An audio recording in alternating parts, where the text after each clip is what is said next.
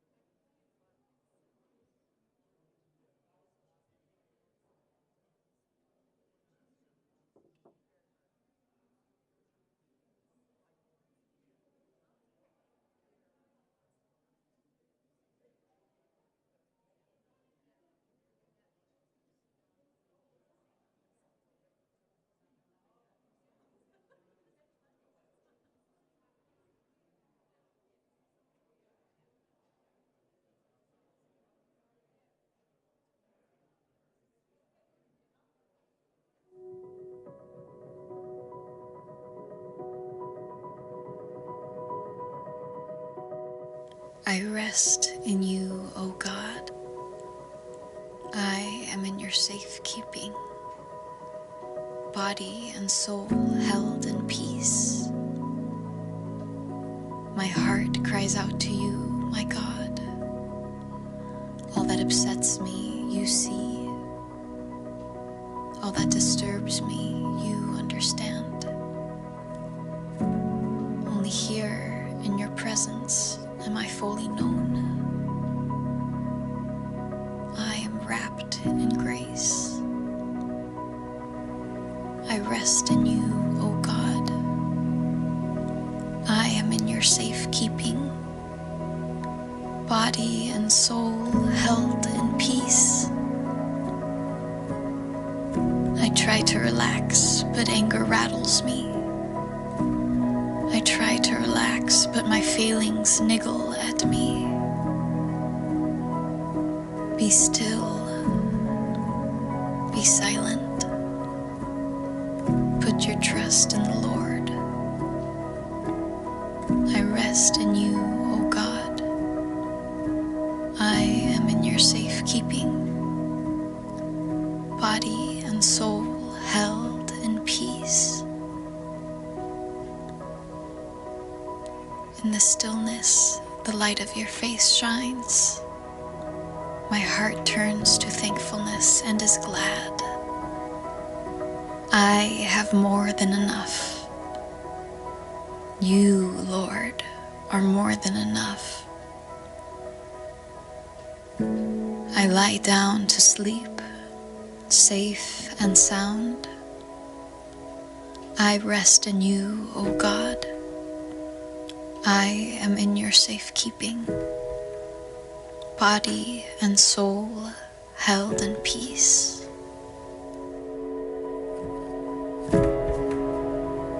Be still and rest. You are held in peace.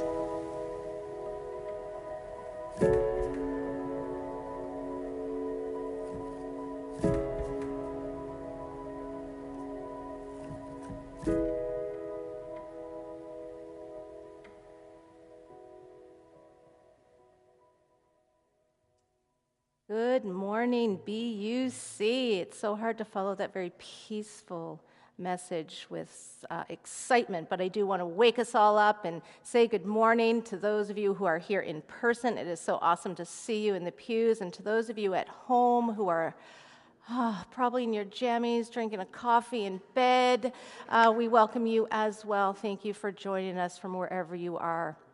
My name is Shani Bolton, and I am your presider today. I feel a little more confident this week. For those of you that were here last week, was my first go at this. I feel a little bit more confident this week, so thank you so much for all of your words of encouragement and support that I either received through emails or people just stopping me in the porch to give me some more encouragement this morning. Before we start our service this morning, I would like for us to close our eyes and imagine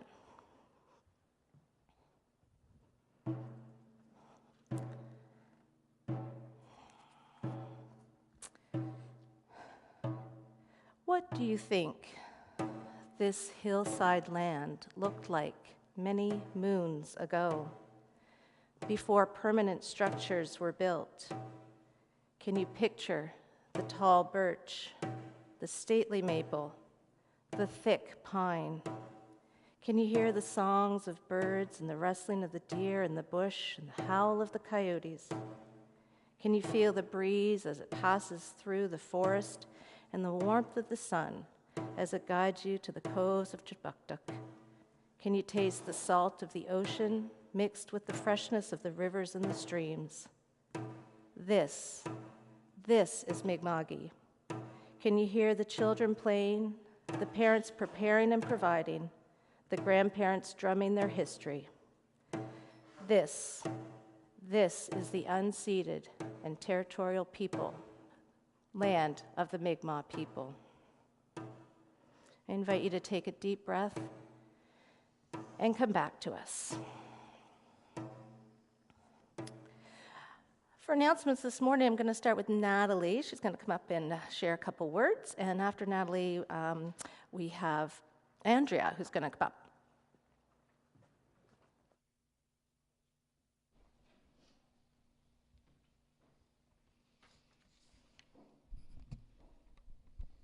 Wow, that land acknowledgement. Did you feel it?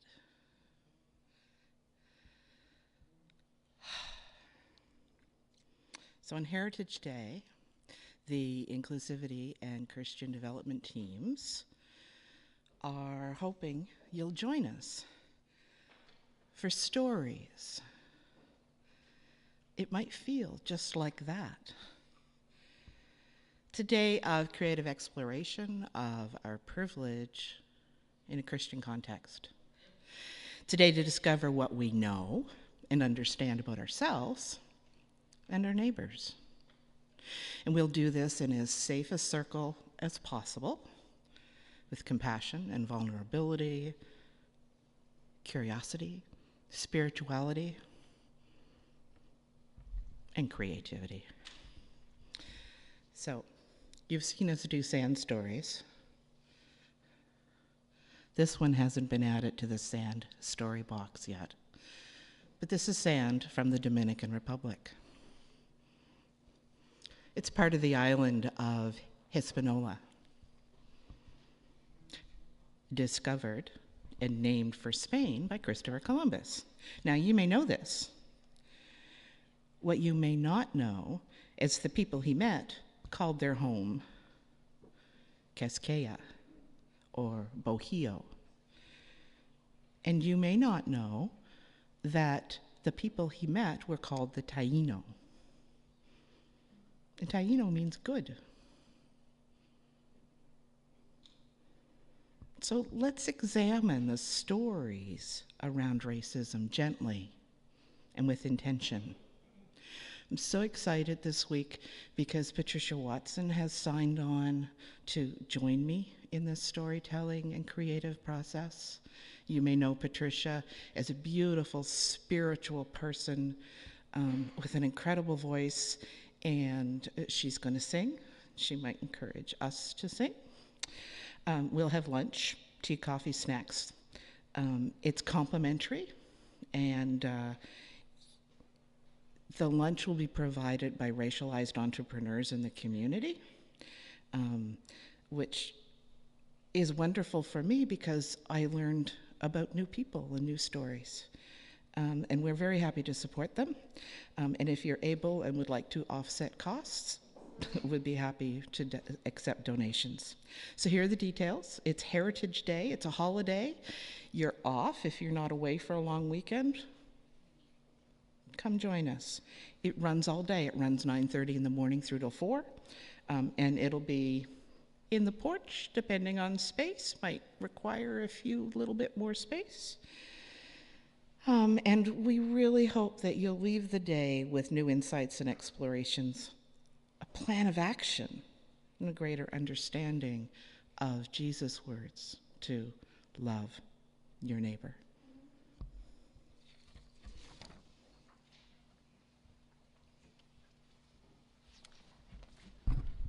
Good morning. I would just like to invite you, all of you who are here in person and also folks who are online.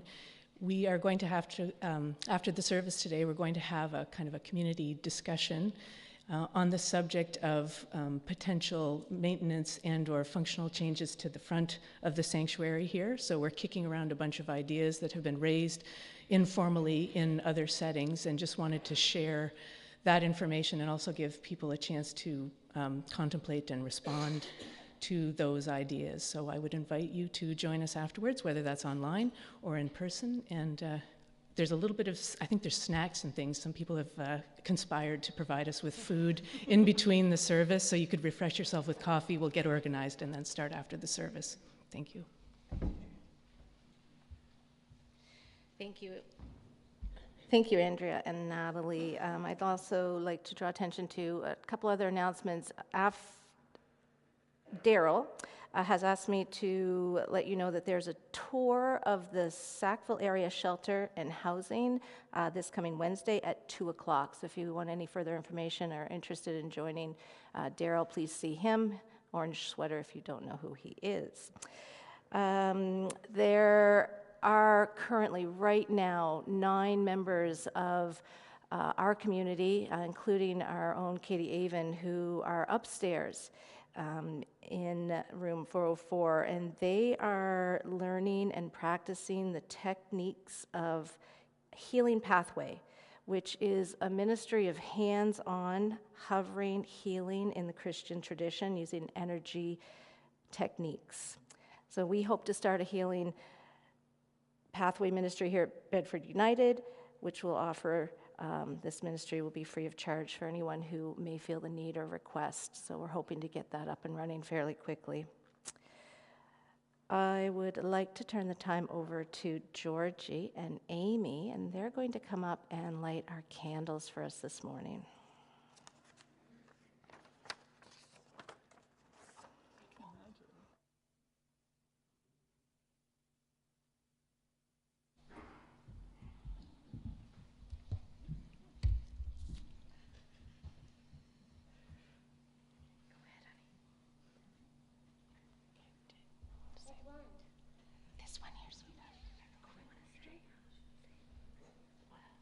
God is here? All the time. That didn't work. Okay, this job needs to be turned over to somebody else. Try this one, sweetheart. All the time. God is here. It's the action. There we go. All are welcome? All the time. All the time? All around. Thank you. We've all tried to do that more than once. More than once. And there.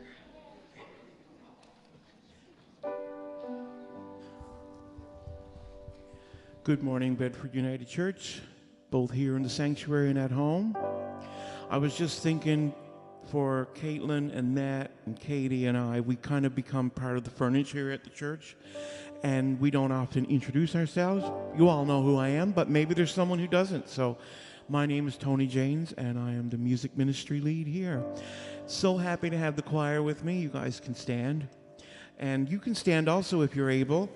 And we're going to sing a Southern gospel piece to kind of give us some excitement and hope this morning. And you can clap along, and we'll continue with the wake-up call that we just received. We're going to sing Canaan Land is Just in Sight.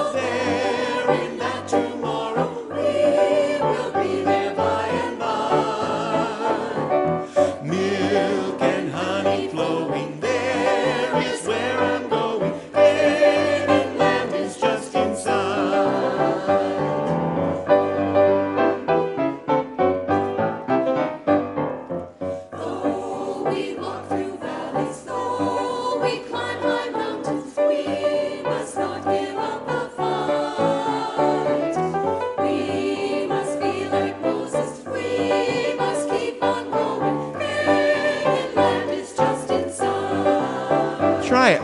There will be no sorrow there in that tomorrow. We will be there by and by.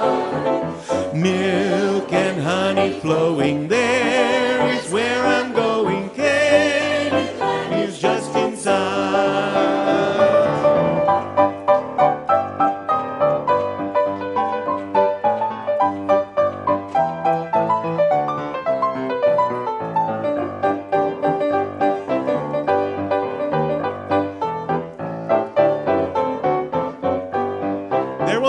sorrow. There will be no sorrow there. In that tomorrow we will be there by and by.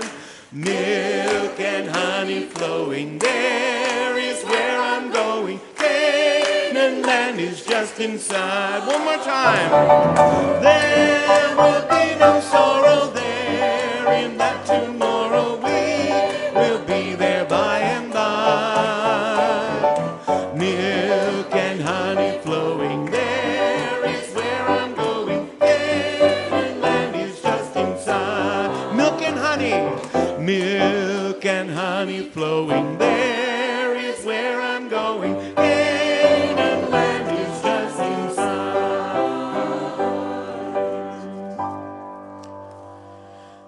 Did that get your heart racing a little bit?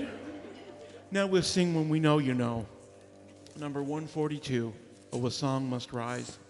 And you can take this opportunity to turn and greet your neighbor. Say hello if you like. You don't have to. It's not required.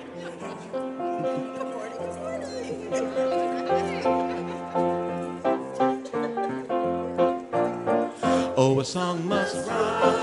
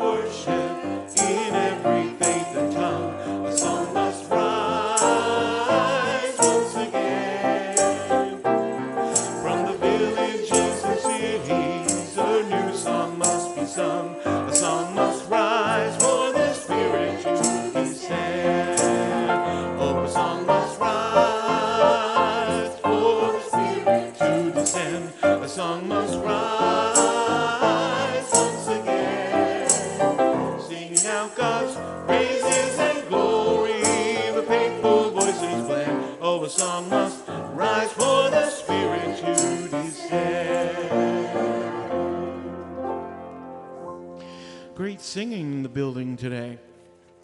We're going to slow it down a little bit, actually quite a bit, and we're going to sing Take, Oh Take Me As I Am. Now, I asked the choir this morning if they remember the actions for this, and they couldn't remember. Matt sort of remembered, but not really. So if you all know the actions to Take, Oh Take Me As I Am, feel free if you'd like to do that.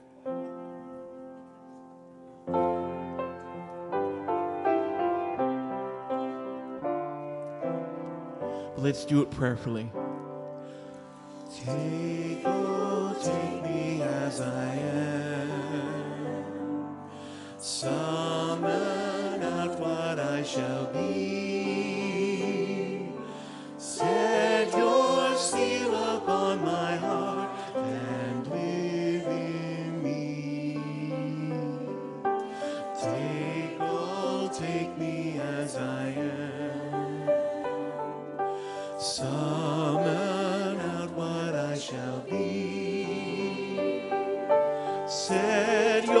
your seal upon my heart and live in me.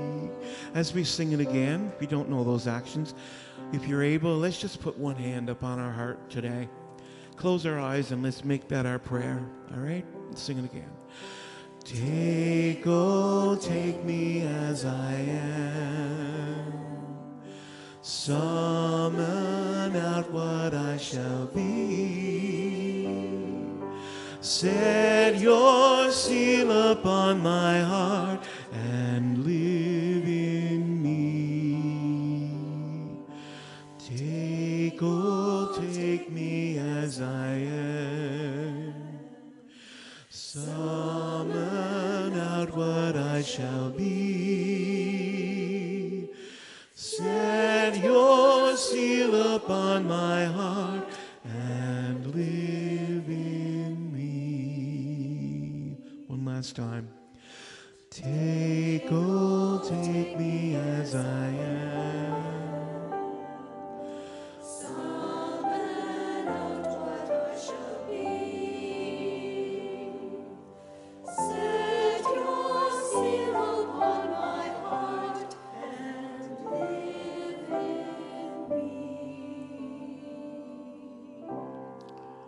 Amen. Be seated in this peace.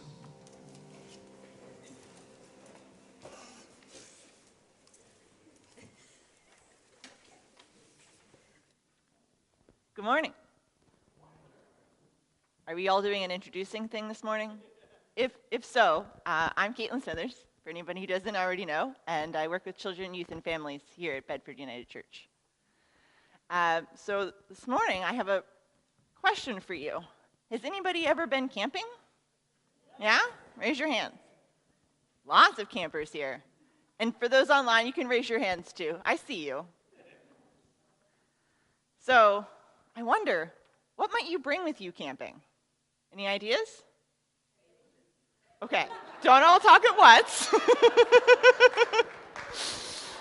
I heard patience over here. Those seem very important. I never seem to have enough patience when I'm camping. Anything else? Rain gear? Yes. Bug spray? Very prepared over here. I like it. I should bring all of you with me next time. I'm never that prepared. Curiosity. Yes. So many things to see. A big comfy pillow. Yeah, for sure. Yes, beer. Why not? Marshmallows. Oh, one of my favorite camping things, for sure. Instructions for the tent. Yes. Yeah, those go with the patience, for sure. Rain gear. Yes. In this weather, we always need to have more gear. Anything else? Food? Did I hear puppy?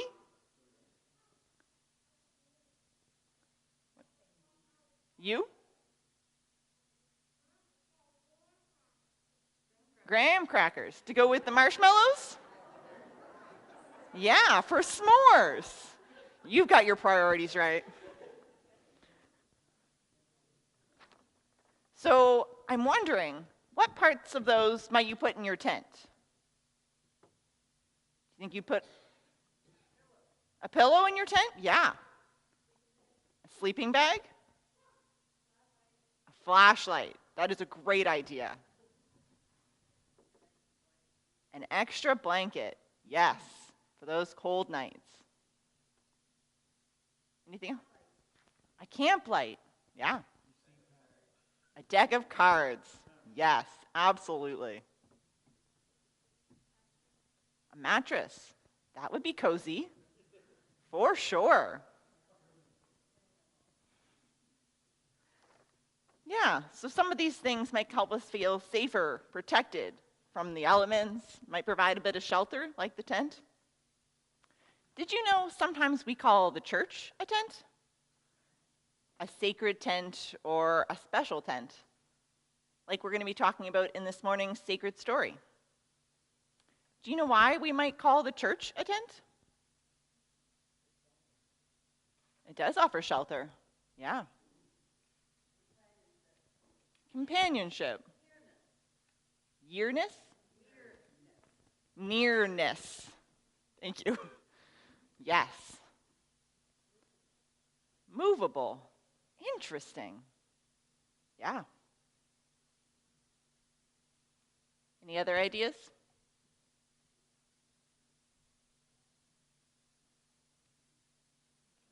Yeah. Waterproof. we hope. We hope. Depends on where the water's coming from. So those are some of the ways that we consider tents and maybe the church to be similar. I'm wondering, what else might you look for in a church? People. Yeah.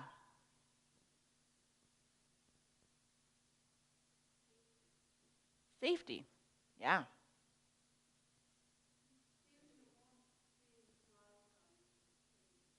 Feeling the warmth and seeing the smiles on people's faces. Absolutely. And yes, online, we see your faces too. Music. Yeah. Comfort? Yeah. Campfires. Why not? Sing songs around the campfire. I love that. What a great image. Oh, sure. Oh, learning. Yeah, absolutely. Working together. Yes, that does involve some patience sometimes. But thank goodness we get to do it together. So, what if we didn't just offer that, all that we just talked about, to ourselves, to those who are here in person and online? But what if we took it outside of this tent, of this building? What if the church was not just a tent, but also, like many of you mentioned, the people? What if you're the church? Each and every one of you, here in person and joining us online. If you're the church, I wonder what you might bring. Any ideas? Did I put you all on the spot? Food? Yes, absolutely. Food is a great thing to bring. Time? Yeah. Energy? Curiosity? Yeah. Compassion? Yes. Dreams? Yeah.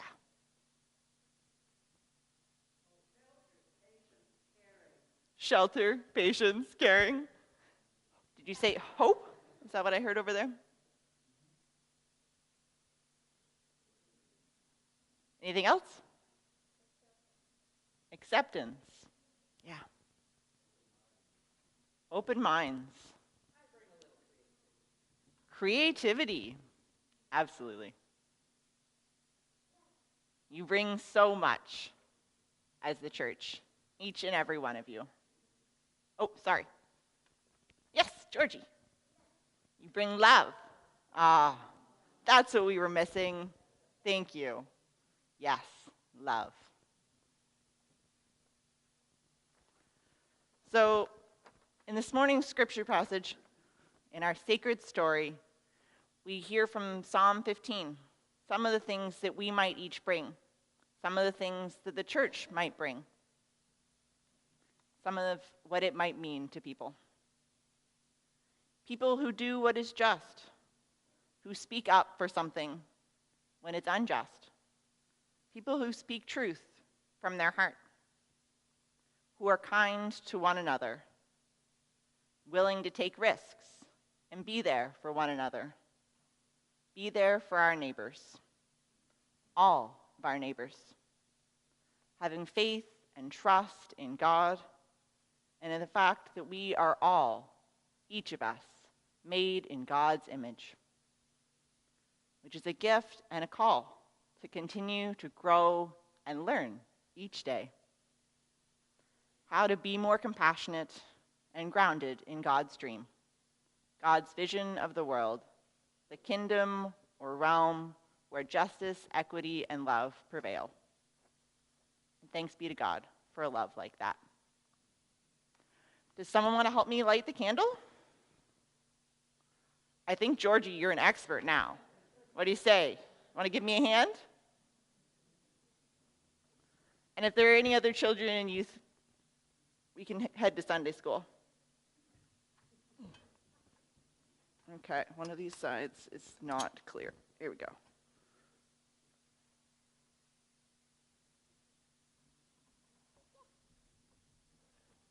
Perfect. You sure did. Do you want to help her carry?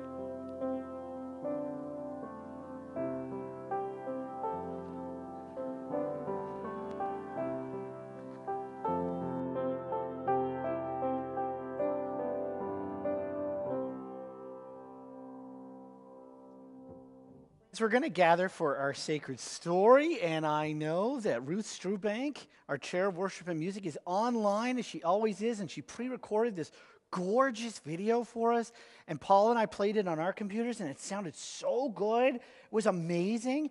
And then we played it on the worship computer, and it was like, so we were like, okay, we tried everything, Ruth, and we couldn't get it to play, so we will get you for another scripture reading. So what we're going to do is turn things over to our reader with the mostest, Barb McLeod. She's going to read this. She's practiced so much, it's going to be great. No pressure. Good morning. In her insightful book, The Psalms for Today, First Testament scholar Beth Laniel Tanner does a lovely job of engaging the reader to experience the Psalms as both praise and deeply felt prayer. She points to the Hebrew title of the Psalms, Tehillim, meaning songs of praise, and to the ancient title, Tupalith, which means prayers. Over the history of the church, psalms were sung as part of public protest, and they were also prayers for strength and God's presence. Keeping on our theme of lament as a way of hope, of dreaming our way into what could be, a future that's worth hoping for, let's listen to what our ancestors of faith dreamed about, for how we could be in community and in harmony with one another and the Spirit. Psalm 15. Who has the right to enter your tent, Yahweh, or to live on your holy mountain? Those who conduct themselves with integrity and work for justice, who speak the truth from their heart and do not use their tongues for slander, who do not wrong their neighbors and cast no discredit on their friends, who look with contempt on the corrupt, but honor those who revere Yahweh, who always keep their promises, even when it hurts, who don't demand interest on loans and cannot be bribed to exploit the innocent. If people do these things, nothing can ever shake them. Herein is wisdom.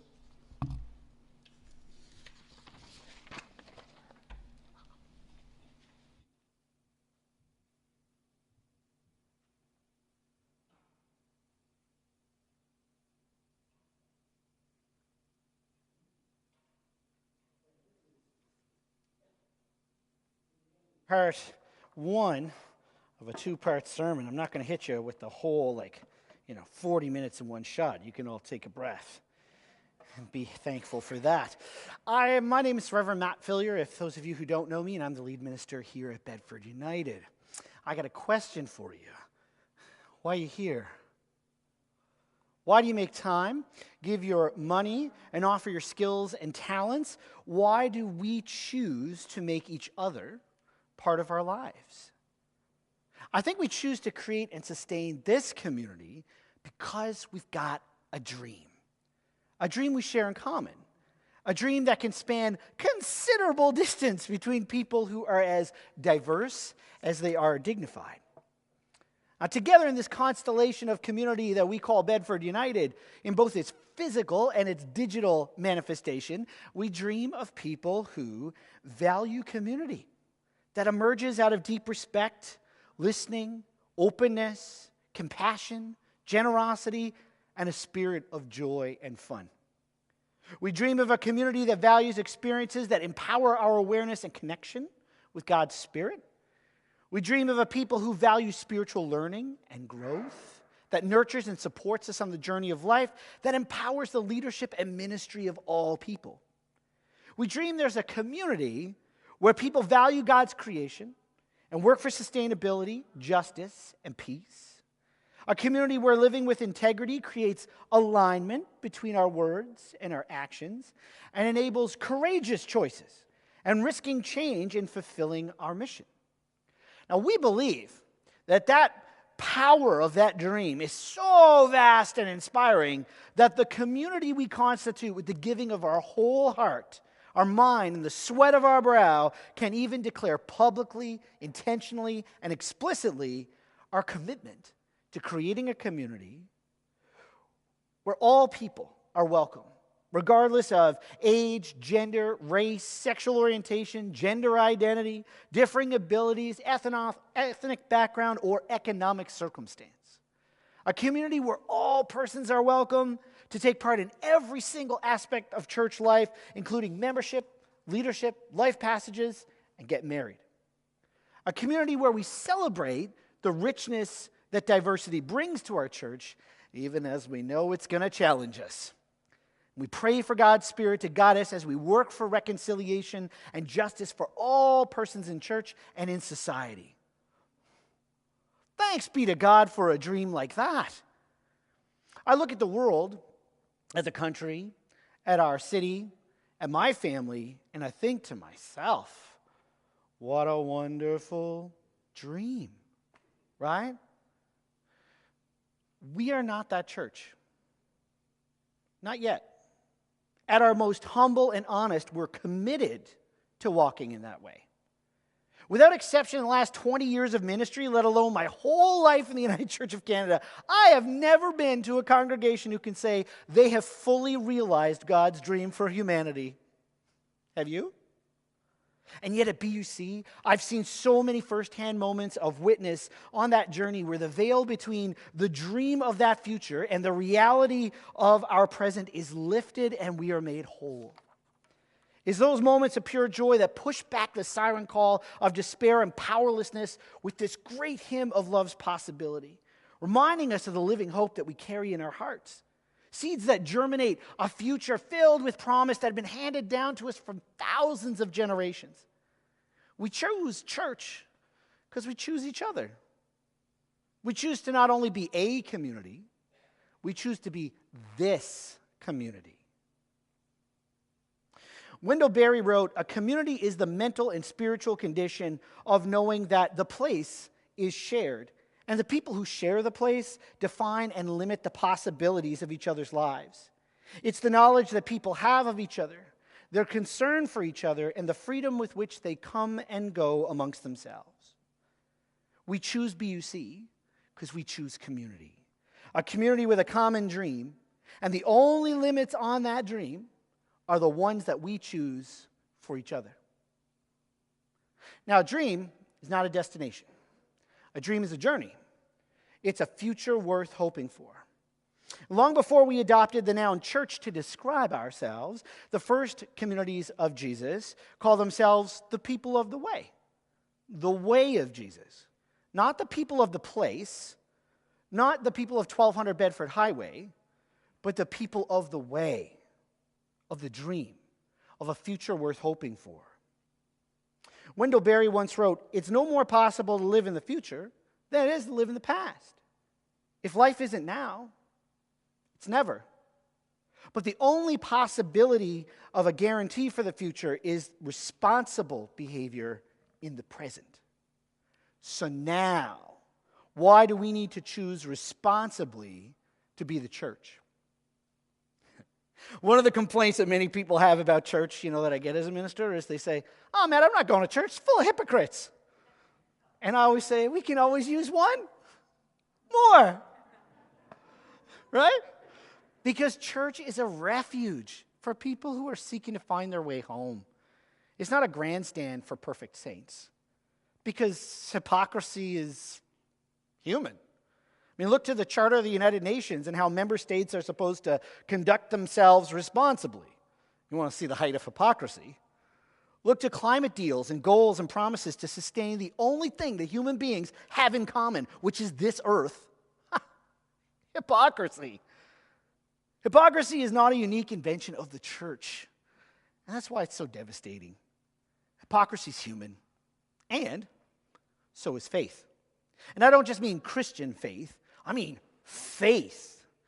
Faith is the way of the dream. Faith is how we make responsible choices now for the future to come.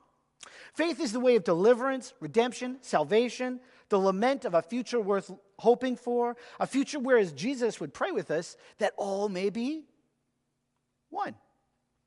Now, the dream we're following at BUC is the dream of God's community, made in the flesh, right now in the present, for anyone who wants to dream with us. What a wonderful dream. Over 1,000 years ago, when our ancestors of faith gathered, like us, for worship in Jerusalem, the priest would stand on the steps of the temple and call to the congregation. And they'd say, who's ready to come to worship? Who's ready to worship in the tent or in the temple?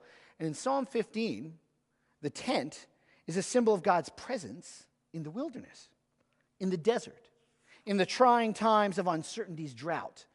It's flexible, it's on the move, it's intimate.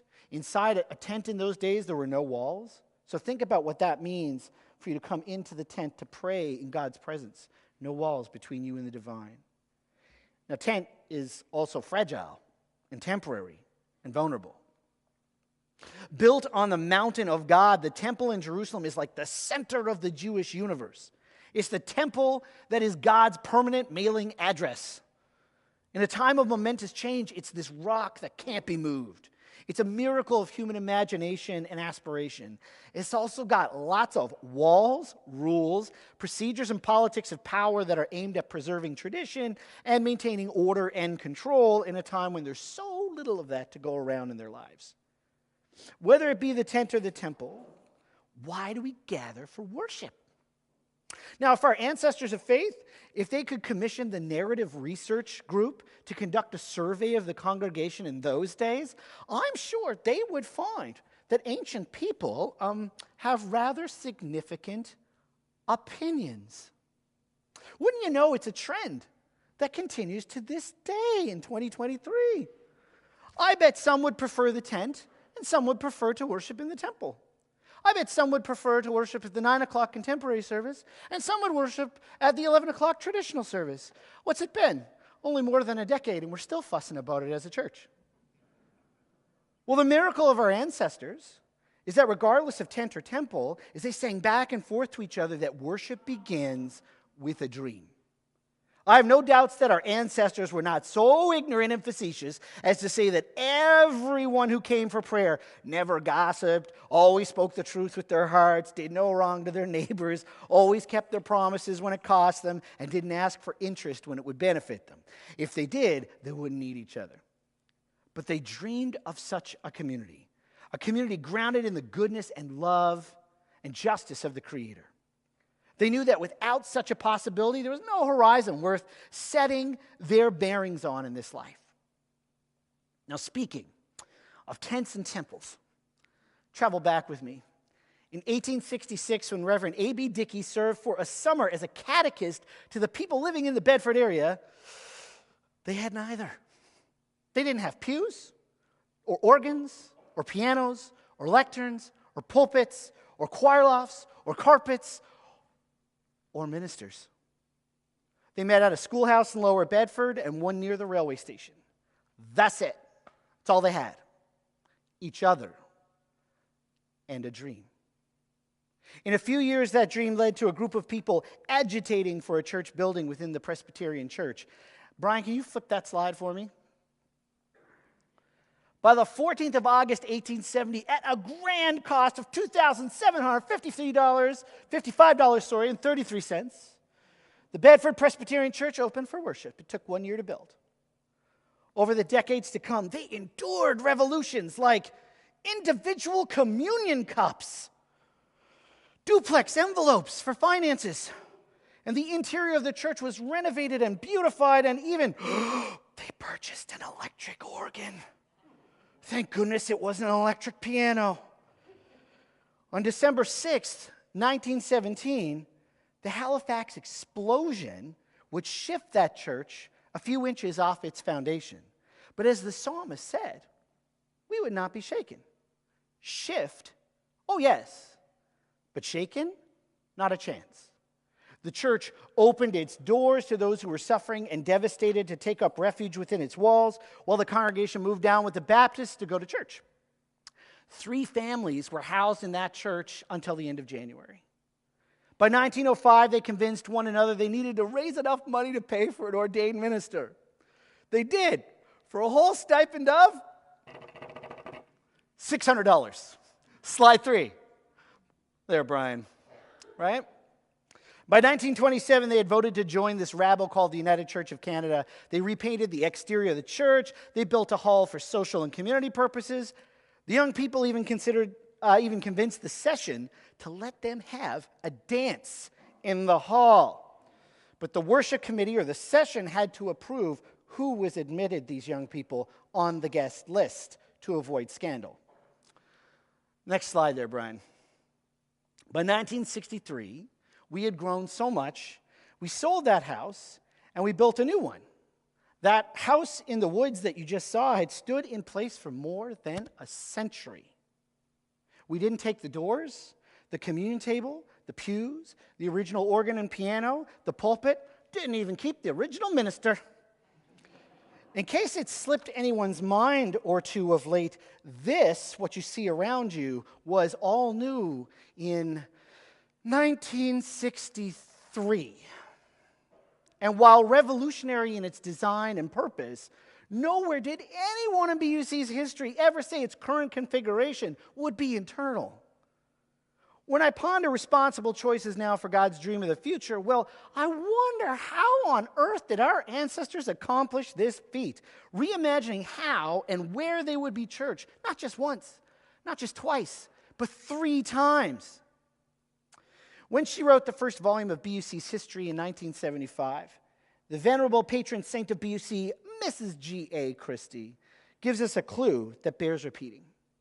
And G.A. writes, and I quote, 107 years have passed since the founding of the Bedford Presbyterian Church. 50 years since the inception of the United Church of Canada, a period of growth and dedication, a period of changes in congregational lifestyles, a period of groping for understanding of the real mission of this church and the maintaining of facilities of worship, fellowship, and service.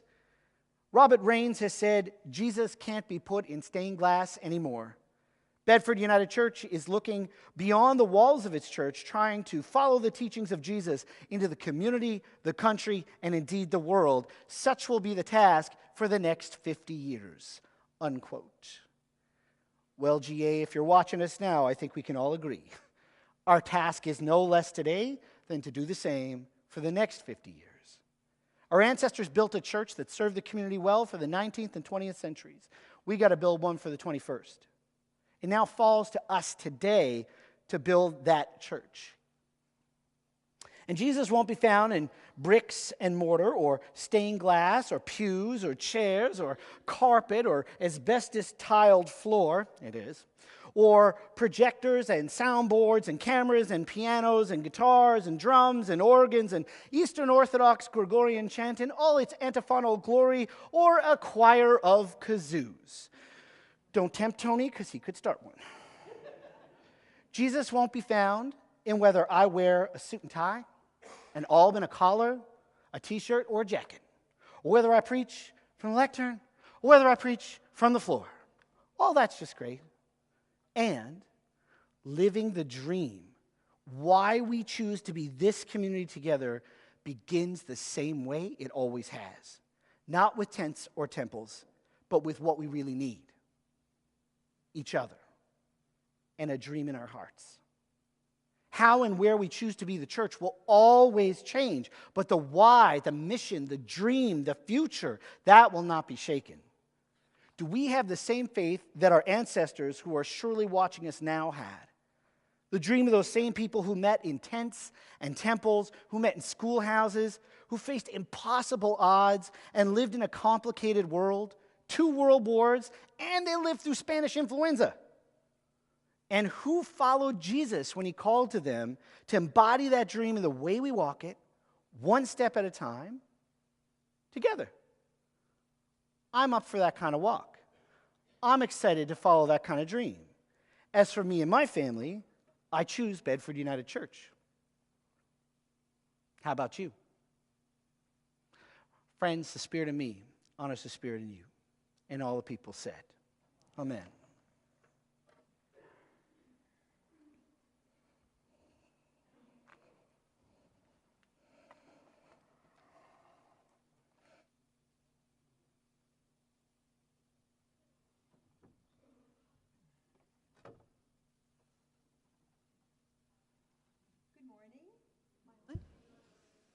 Am I on?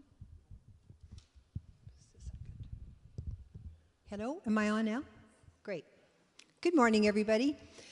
I would like to play for you a piece called Celtic Lament. And this is written by Christopher Norton.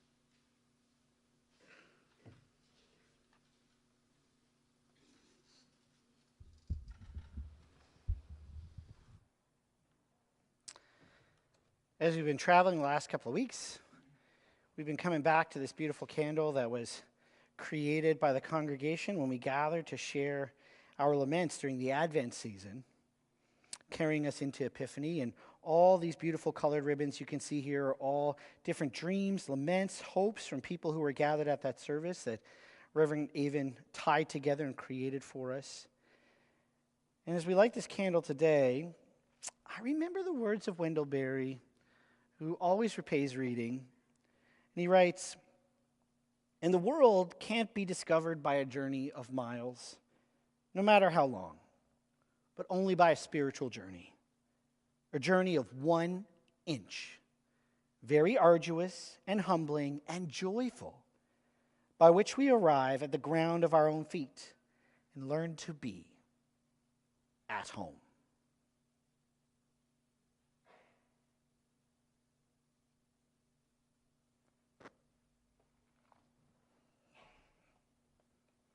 Friends in our community, I'd like to now invite Leander and Margaret to come forward and collect our collection plates.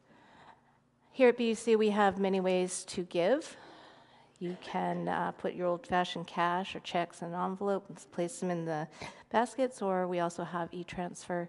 I think the address is up there, and PAR, which is pre-authorized remittance. If you do either of those, just a wave of the hand over the plates is how we symbolize that.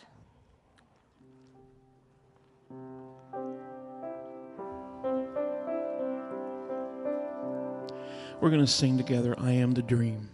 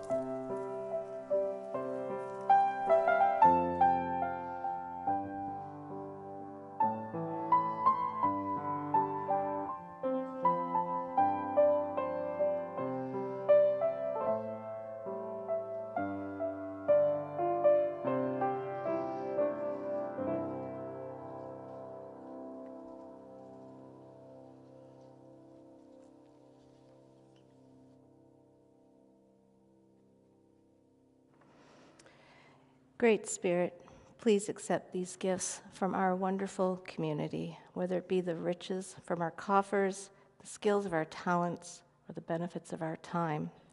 We give so that your love can be shown through us.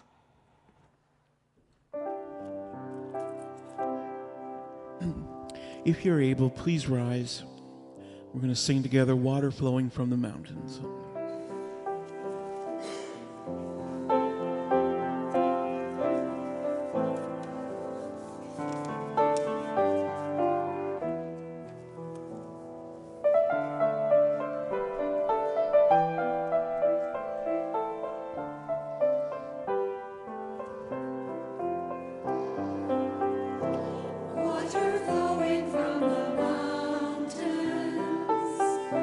Water flowing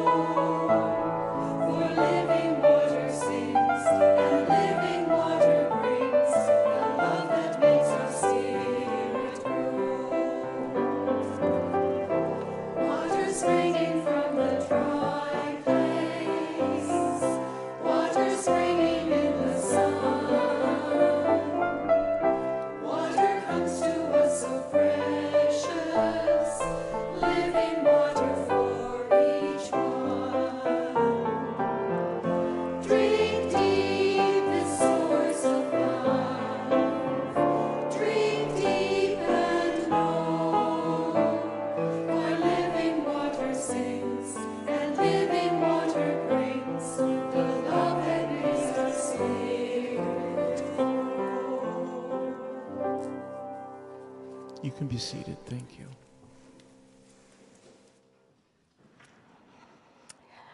Before I move into our prayer of community, I did forget one announcement. Tomorrow night, you too can learn how to do this. Tuesday night, January 31st, Tuesday night. I'm rushing our time away. At Val's home, there is more information in our email bulletin that was sent home, but this really is an incredible pleasure and a joy to be able to do this and to be part of this wonderful community in a whole new, different way. So please feel free to come and explore how to do this amazing job. Friday, January 27th, was Holocaust Remembrance Day. The Holocaust was known as Shoah to the Jewish community.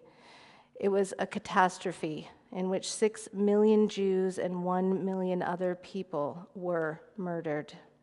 Today's prayer is for the victims of Shoah and other tragedies caused by hatred and exclusion in the past and today. I invite you to bow your heads if you feel so inclined. Yahweh, we remember the Jewish victims who were murdered in the camps of Auschwitz-Birkenau, Belzec, Temlo, Majdanek, Sobibor, Treblinka, and elsewhere during the Shoah. We also remember the survivors, our Jewish sisters and brothers who still bear the physical and emotional scars of this horrible event, but who have rebuilt their lives here and elsewhere in the world. Let us remember and commit to honor life. We remember other victims of Nazism, Christians resisting because of their faith, Jehovah's Witnesses, disabled ones, Roma or Sinti, gay or lesbian, bisexual or transgender. Let us remember and commit to respect differences. We remember the victims of other genocides, persecuted because of their origin, culture, or religion, and those who are displaced or exiled by wars and ethnic conflicts. Let us remember and commit to help. We remember the righteous among nations and the people who risk their lives for others. We think of the righteous who campaign today for human rights. Let us remember and commit to righteousness. We remember the brave soldiers who liberated the camps, those who served with the Allied forces to put an end to oppression, and all people who have devoted their lives to peace and freedom. Let us remember and commit to peacemaking. We remember healers, doctors, nurses, Red Cross volunteers, everyday people who took these broken bodies and souls and gave them hope of physical and spiritual repair. We think of our own community members upstairs who are engaged in a form of worship whose intention it is to bring God's healing into our bodies, minds, and spirits. Let us remember and commit to healing. Holy One of blessing, welcome the prayer of our hearts. Let us remember what happens when respect and tolerance are forgotten. As we remember, let us commit ourselves to preventing such atrocities from ever occurring again. Beyond our words, guide our work as we build a way of justice and peace for all humanity. Amen.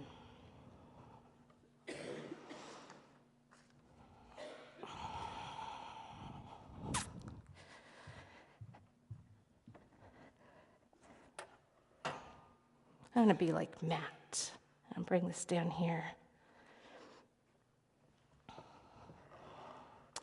As we leave today, I'd like to leave you with these words. They were not written by myself. They were written by Prince E. It's entitled, "Everybody Dies, but Not Everybody Lives." It's not death that most people are afraid of. It's getting to the end of the life and realizing that maybe you truly never lived. There were elderly people facing death close to their last breath. They were asked to reflect on life's biggest regret.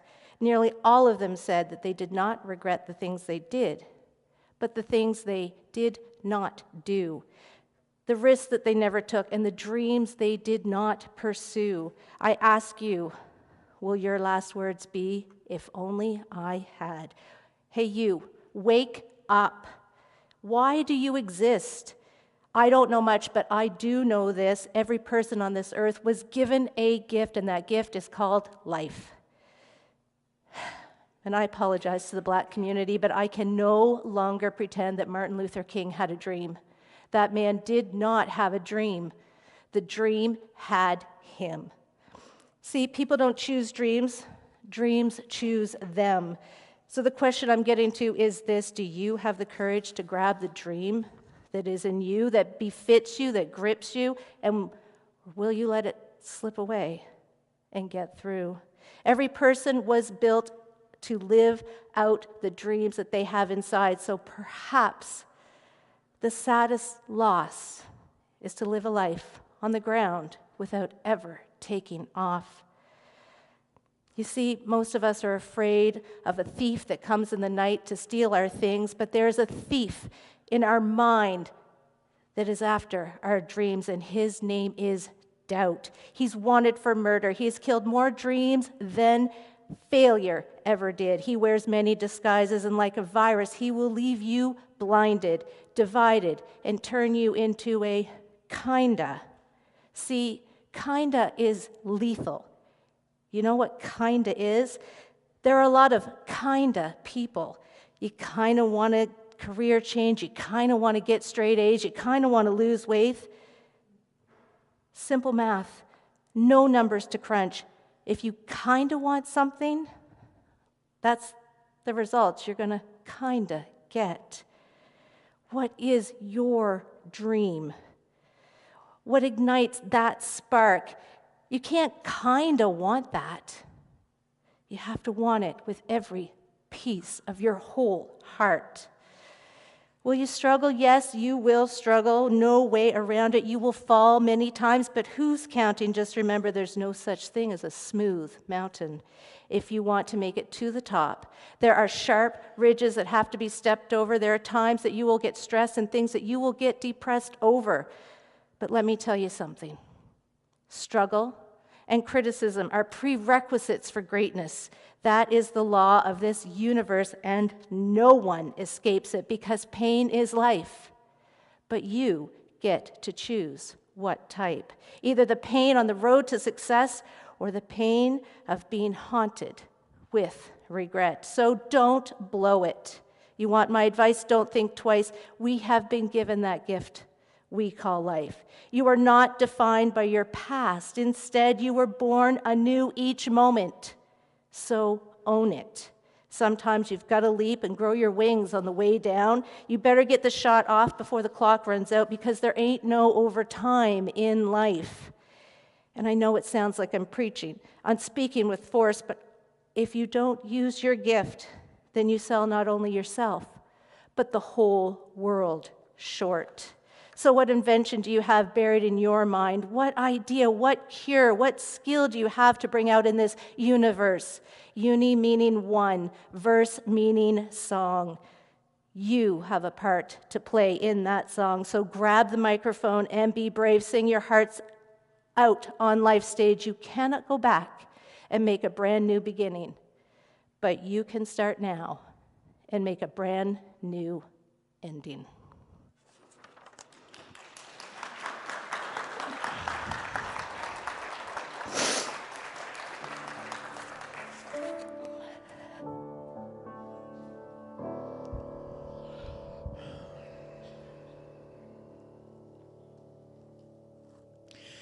As we go this week, we're going to sing together, God, prepare me to be a sanctuary.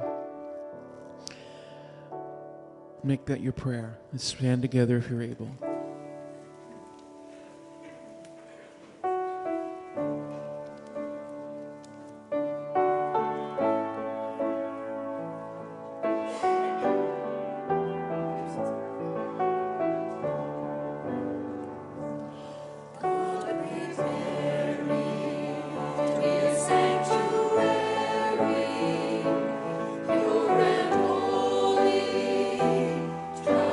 True.